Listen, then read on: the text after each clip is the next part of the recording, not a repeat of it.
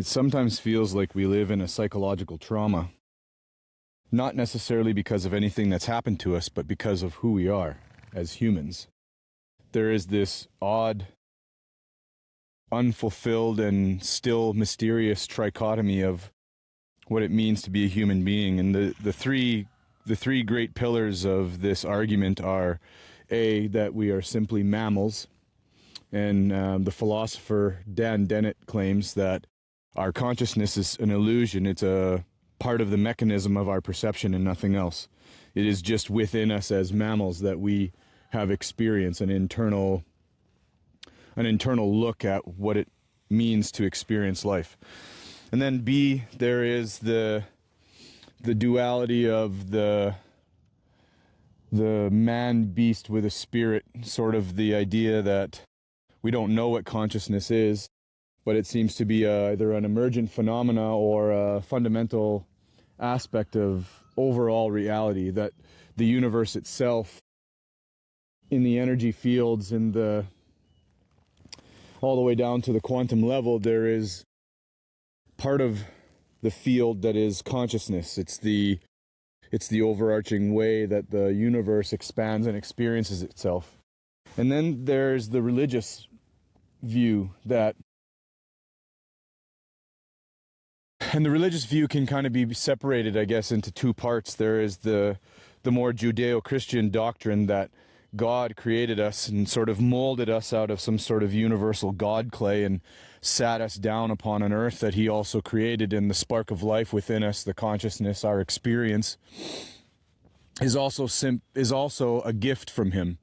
And in this way, that's sort of like the non-duality sort of aspect, which also in part 2 or B of this third part of this trichotomy, when you look more in the Eastern traditions of what would be called or considered religion or spirituality, there's this non-dual idea that we are all simply energy, and energy is consciousness, and the structure of our body and everything around us is also just energy, and we are in it, and that is the conclusion. And I've often wondered, what does that do to the human being, whether conscious or unconscious? What does that do to us? And I think it's the psychological trauma I'm experiencing myself, and I think a lot of us do.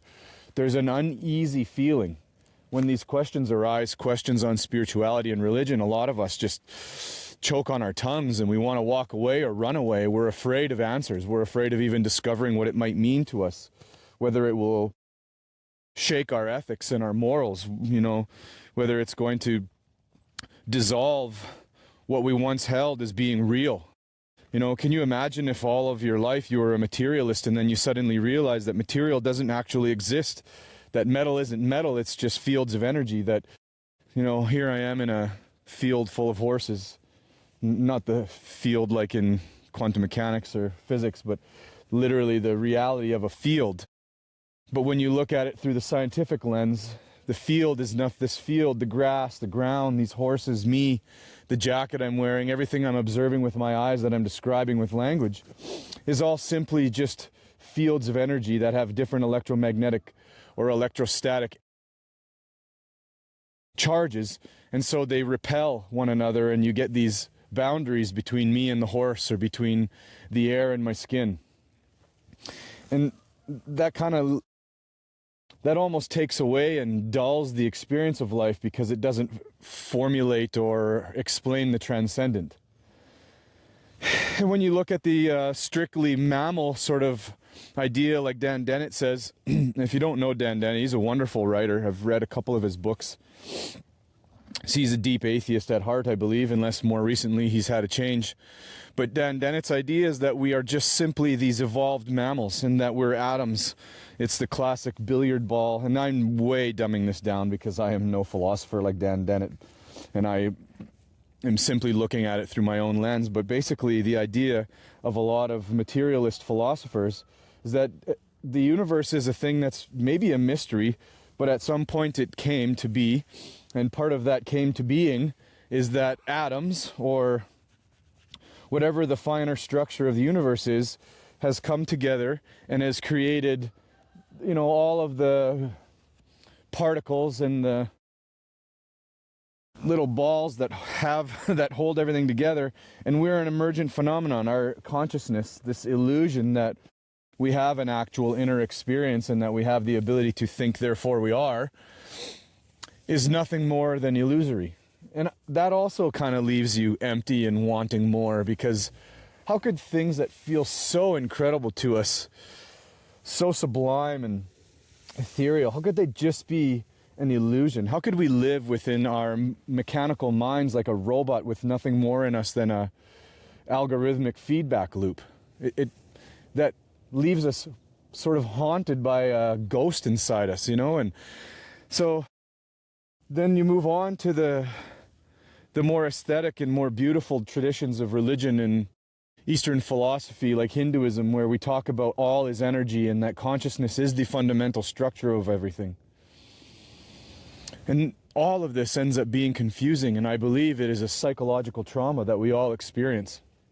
And Carl Jung writes a lot of this in a book called The Undiscovered Self, where he talks about the individual person and that there are conscious and unconscious roles at play within all of us. And though we don't understand or see or have direct access to the unconscious, it's always speaking to us in ways, through symbolism, through dreams, through acts that we don't quite understand but that we act out anyways. You know, there is this, what I think is this tension between our higher thinking mind and our animal instincts. I tend to believe that we are this duality of consciousness in a beast, you know, and you could argue it if that is dual or non-dual, that we are one thing, but we are two things in one. And then I think you're just talking on semantics and meaning and how you define these terms. But overall, I think we're two things in one. And, you know, we have this part one of what we are is this instinctual mammal. And maybe what we did was we traded our instincts and our perfection as a evolved thing so that God could breathe the experience of life into us, so that we could get consciousness, so that a spirit could dwell within us that gave rise to true humanity. You know, you can imagine that if we didn't have this conscious experience, if we didn't have the innermost ability to think and to introspect on our heart and our feelings, that nothing would have come of us more than what you see in chimpanzees and orangutans and what we look around. And here is the problem, is that we don't see the inner workings of other animals. We don't see what they feel. We can't tell what their inner experience is. We can't tell if they have a soul. It feels like animals have a soul. These horses, they're so beautiful when you touch them. You can feel their energy if you sit with them or if you hang out with them long enough and you surrender to the natural world around you. Now just think about all of the nonsense that I just spoke, and then wonder why there is this uneasy, never-ending tension within our mind, within our psyche. It's because we have this trichotomy that we cannot understand and we can't define. And doesn't it bother you? And I don't mean that it bothers you where you end up in this sort of Albert Camus nihilism where the absurdity of life is the ultimate question of whether you should survive or not, whether you should kill yourself and just be done with it because it's so psychotically insane to live in what we call a mammal body but have this transcendent religious experience around us, this spiritual melee of the wonder of the cosmos. And so maybe when you're looking at yourself and you're wondering why there is this internal sickness, this little tiny, seemingly insignificant but yet powerful voice that is constantly claiming its supremacy within you, maybe that confusion is because we live in a universe that doesn't give us their answer.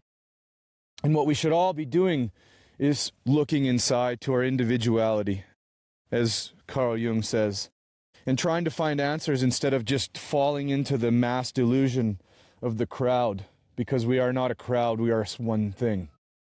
And if we were gifted one spirit in us and it's not a part of another universal spirit, then all the more reason to go inside and to try and discover these answers for yourself. Maybe it'll help you have a little bit more compassion and empathy in your life. Maybe you'll be able to look at your fellow man and woman in a different light, especially if that individuality is simply a dissociation of a field of consciousness that is the universal thing.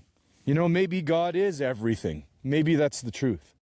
Maybe God is everything and what we are is like little parts of it, dissociated from the original source so that we can all look and have perspective and experience things in our own way.